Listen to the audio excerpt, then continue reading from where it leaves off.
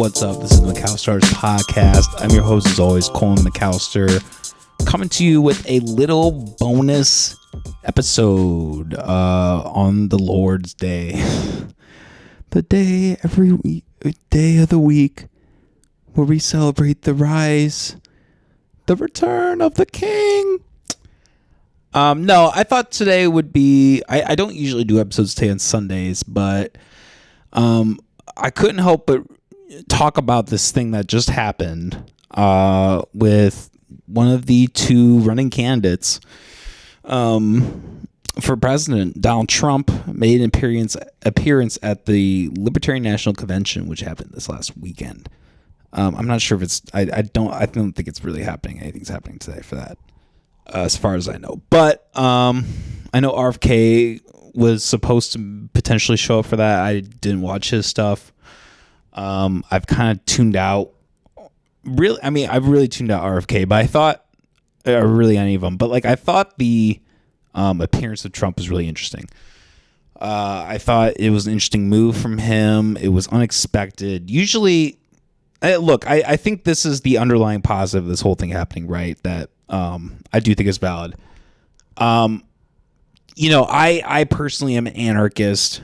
I'm in terms of my legal registration, I am still registered as a libertarian. However, at least in my modern scope of life, I don't plan on voting anytime soon. Probably ever in my mind, including the Libertarian Party. But, I still... a lot of what I am now today is because of the Libertarian Party. I have a lot of respect for where they're coming from and their viewpoints. I've had Rick Stewart on, Marco Battaglia, which was, the governor ticket for Iowa. So I've always been look, if I were to pick between the three, Democrat, Republican, or Libertarian, I'm going to go Libertarian every time. I just think of the political sphere that has the best average in terms of the interest of the people, right?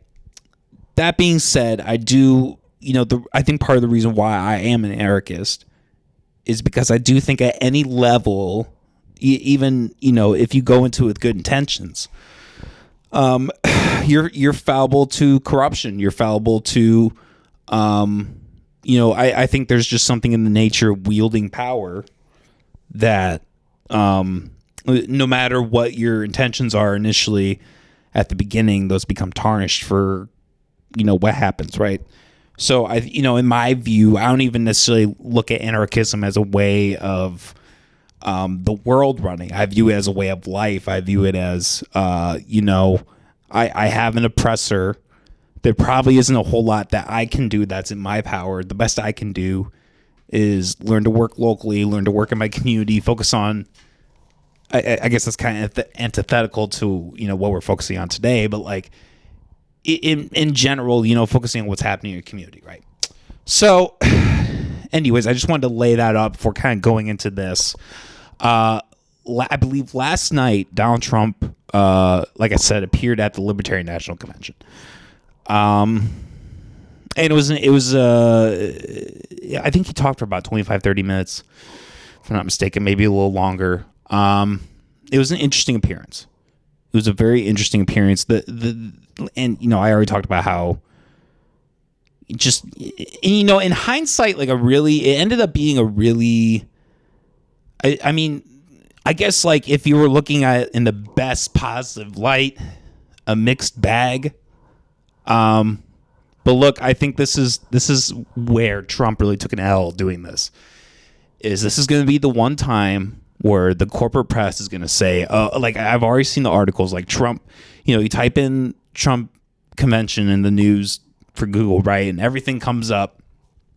Trump was booed at the convention, and he was booed a lot of the time. But look, there were clear moments where the crowd was on his side, right? They really liked a lot of what he said. But look, I think ultimately, Trump took an L doing this. People have said yeah, look, he went to the lion's den and he did his thing, yada, yada, yada. And that's fine if you feel that way. But look, at the end of the day, I don't think he walked away from that. Like, you watching him during his speech, and there are clear moments where he's kind of he kind of has that attitude of him, like, oh wow, I'm really like being fucking the moment where everybody started chanting "End the Fed." Oh my god, that was great. That was a great moment. That kind of was like, yes, this is why we, people believe in a third party, to really just like, instead of going with this binary, just being like, okay, you know what, fuck you. Like, you're never gonna, like, he's never gonna end the Fed, right? Like, I don't think Trump is really gonna do anything close to what libertarians want. I guess I shouldn't even say that. Perhaps he can lower taxes in a way. Perhaps he can make things cheaper. He did do that up to a point in his first presidential cycle, right? I do wonder if he's going to have even a harder time doing some of those things, partially because of what Biden has already done.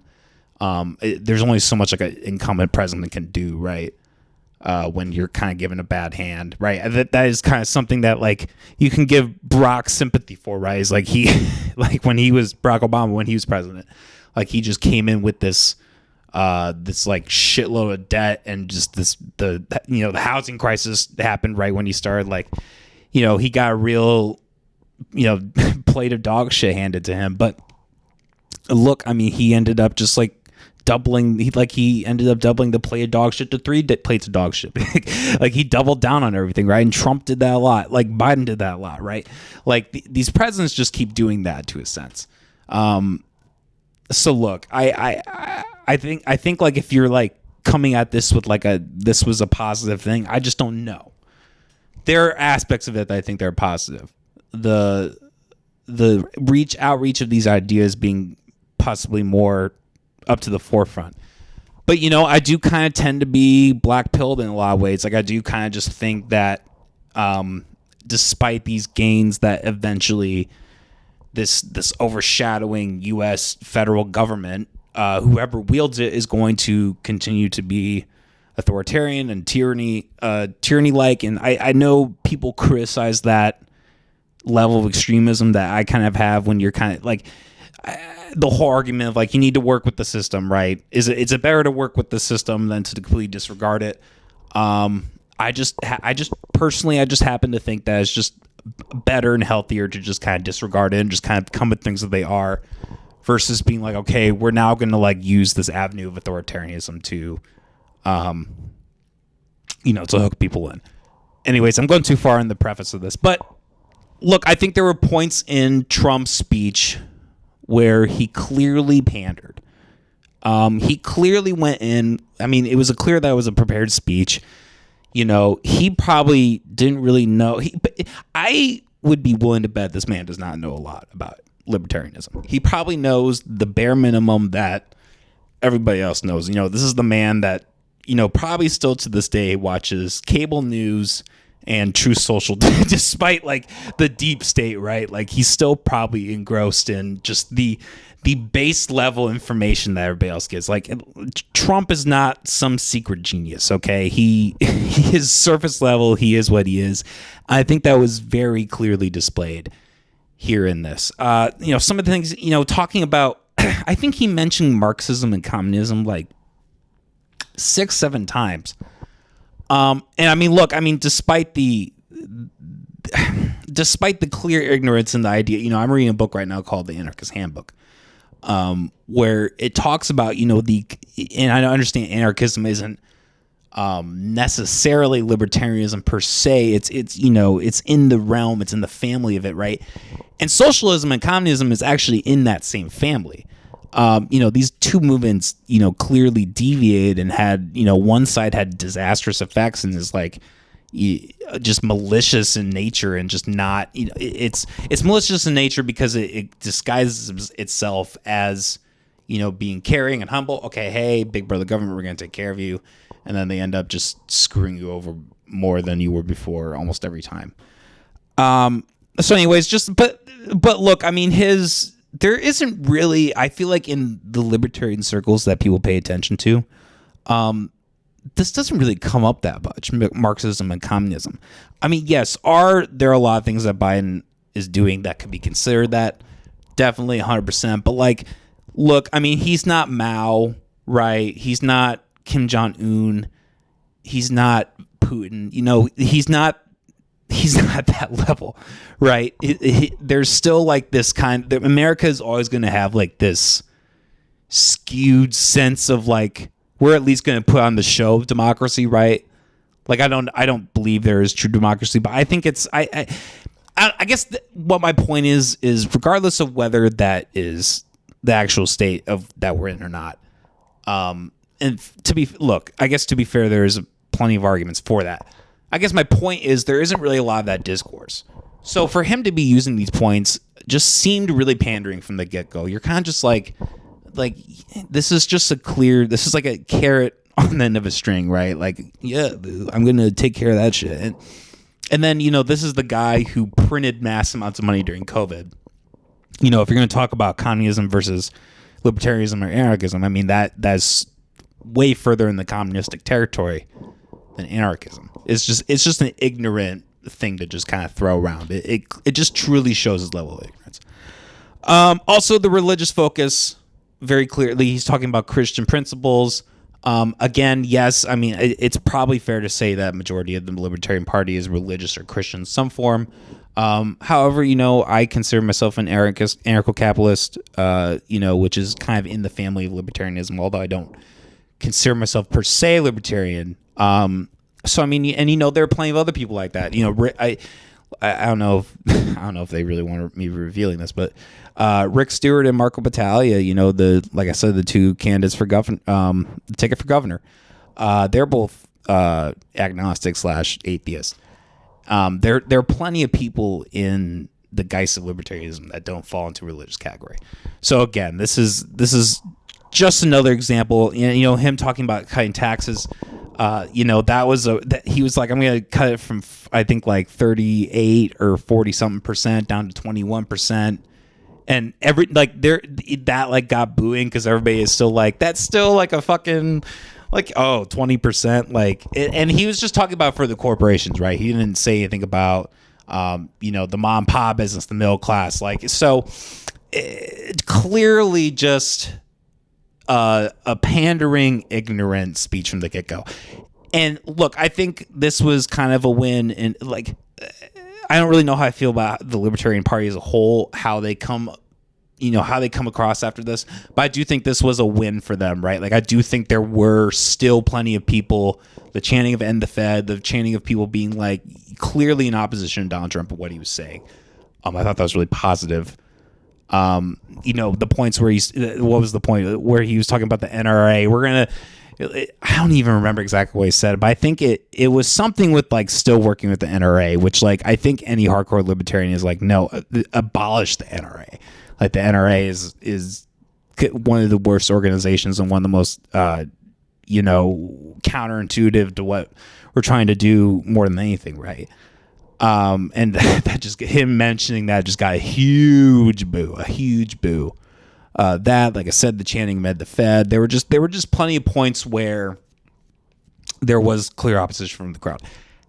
However, I do kind of wonder, I want to word this correctly, because I think a fundamental part of libertarianism, or that family, that train of thought, is free speech, is allowing people to come speak, share their opinions, etc. And look, if you're to take it back full scope, ultimately, I do think that was a positive choice. I do think it's good to have people come on and express their viewpoints, right? That being said, I think it is fair to say, not even fair to say, I do wonder how much of that audience was,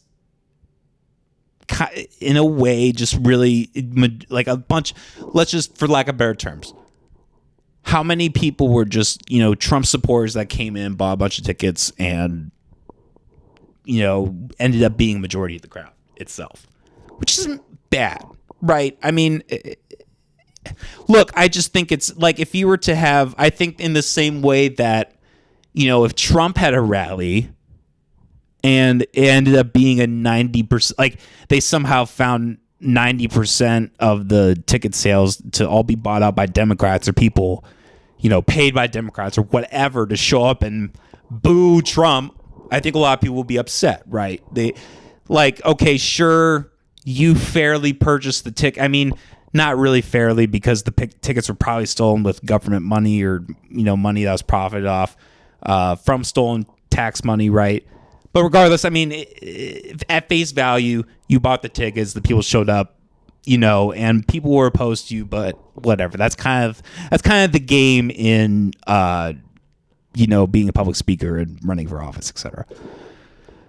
But look, I mean, as libertarians, as people who, like Trump pointed out, like do make up a very small percentage of the population, there's something to be said that is I mean, I do wonder if this is kind of where the Libertarian Party took an L in a sense. I do kind of wonder if they really just again, this is all antithetical libertarianism, and people are going to call me out for it. I guess do you see what I'm saying? How it kind of just makes the Libertarian Party look a little, not really able to stick to their roots. Really kind of giving into their, like I said, the pandering of Trump, like really points where the crowd cheered, where I was like, you guys, he's pandering, he's lying. I really don't think that when he says he's going to bring libertarians into the cabinet or whatever, I don't think that's true. Even if he were to do that on paper, there's a good chance that they would just be, phony libertarians, people who like to claim they're libertarian and then spout things that are not libertarian, and then people who are uneducated just like, oh, that's libertarian, and then they're like, you don't know what the fuck you're talking about. It's not libertarian. So yeah, I guess just my final point. Like I said, I wonder how many people really won in this. I thought it was really cool that I wanted to say Dave Smith, I'm a huge fan of.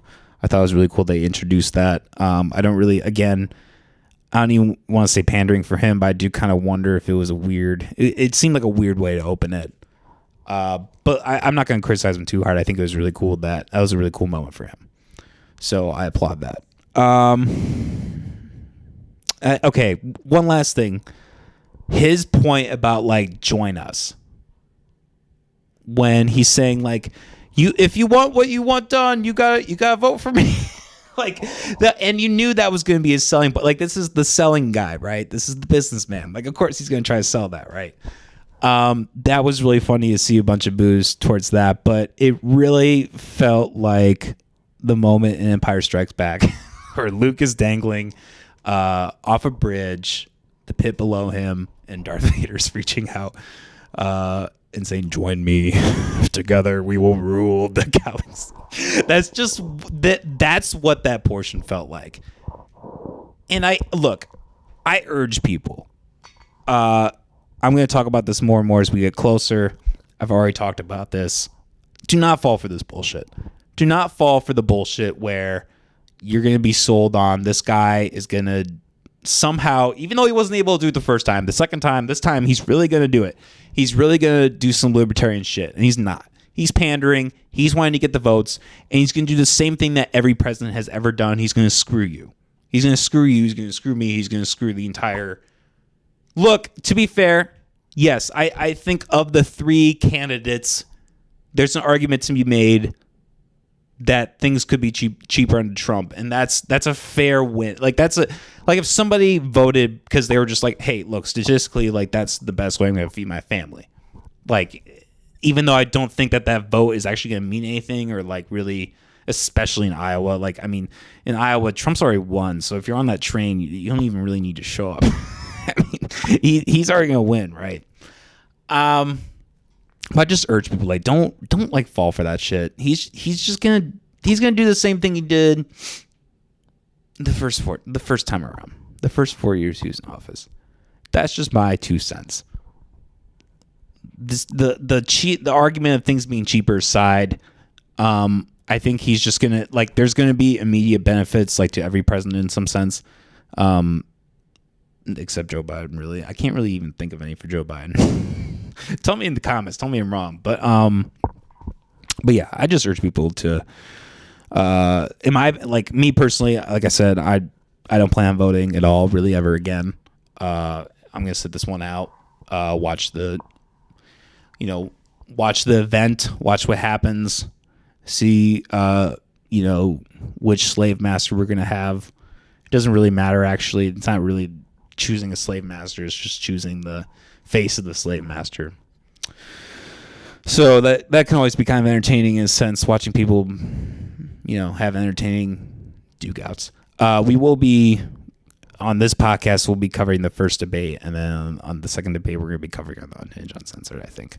So those are going to be fun times doing that. All right, guys, thanks for tuning into this bonus episode. We're actually gonna do another. I guess we're kind of doing back-to-back bonus episodes. Tomorrow I'm going to be doing some fun stuff there, so tune in for that. All right, have a good night. Peace.